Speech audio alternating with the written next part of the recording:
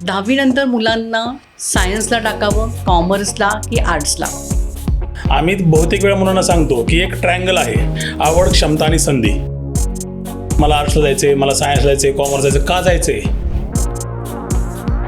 Mark कमी मिळाले आर्ट्सला जाऊ द्या, मार्क्स जरा बरे असतील तर कॉमर्सला, आणि मार्क खूप चांगले असले की सायन्सला.